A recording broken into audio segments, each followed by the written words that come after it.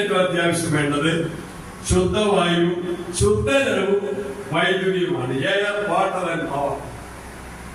Air, water and power അതാണ് ഏറ്റവും അത്യാവശ്യം. കാരണം നല്ല വെള്ളം കിട്ടണമെങ്കിൽ ഇപ്പൊ വൈദ്യുതി വേണം. വായു നന്നായിട്ട് കിട്ടണമെങ്കിൽ ഡൽഹിയിലെത്തിയാൽ രാജ്യത്തിന്റെ തലസ്ഥാനത്തെത്തിയാൽ മനസ്സിലാവും ശുദ്ധവായു കിട്ടണമെങ്കിലും അവിടെ വൈദ്യുതി വേണം. കൊട്ടിക്കാർക്ക് ആ പ്രയാസമില്ല. അതുകൊണ്ടാണ് കൊട്ടിയുടെ പ്രകൃതി ഭംഗി.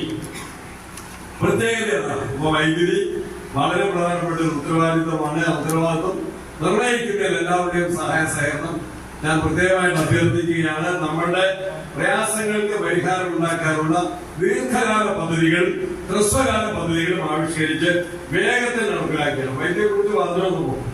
പല പദ്ധതികളും കാലതാമസമാണ്. ഞാൻ പെരിക്കൽ കുത്തിൽ പോയി. പെരിക്കൽ കുത്തിൽ ഇപ്പൊ വൈദ്യുതി ഉണ്ട്, ഉത്പാദിപ്പിക്കുന്ന അണക്കെട്ടുണ്ട്. പക്ഷെ അണക്കെട്ടിലെ വെള്ളം മുഴുവൻ പിടിക്കാൻ സമ്മതിക്കാനാണ്. അണക്കെട്ടിന്റെ പകുതി കഴിഞ്ഞ വെള്ളം പിടിക്കാൻ പറ്റുള്ളൂ. അച്ഛന് പേരോട് ചോദിച്ചു, ഇടുക്കിയിൽ വെള്ളം കൊണ്ടുവന്നു. കഴിഞ്ഞ വർഷം ഉണ്ടായിരുന്ന 73% വെള്ളമായിരുന്നെങ്കിൽ ഇപ്രാവശ്യം മഴ പെയ്തിട്ടും വെള്ളപ്പൊക്കം ഉണ്ടായിട്ടും ഇടുക്കിയിൽ 50% വെള്ളം മാത്രമേ. ഇടുക്കിയുടെ കപ്പാസിറ്റിയുടെ 50% വെള്ളം മാത്രമേ.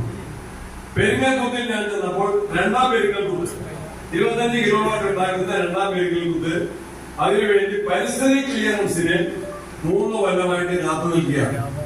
3 കൊല്ലമായിട്ട് പരിസ്ഥിതി ക്ലിയറൻസ് എന്താണെന്ന് വെച്ചാൽ ഈ കെട്ടിടത്തിന്റെ ഈ ഹാളിന്റെ നീളത്തിൽ നിലവിലുള്ള പൈപ്പിന് സമീപത്തൂടെ ഒരു പൈപ്പ് ഇടണം. അതിനുവേണ്ടി നമ്മുടെ നാടൻ ഭാഷയിൽ പറഞ്ഞാൽ കുഴിയൊക്കെ എടുത്തിരിക്കുക.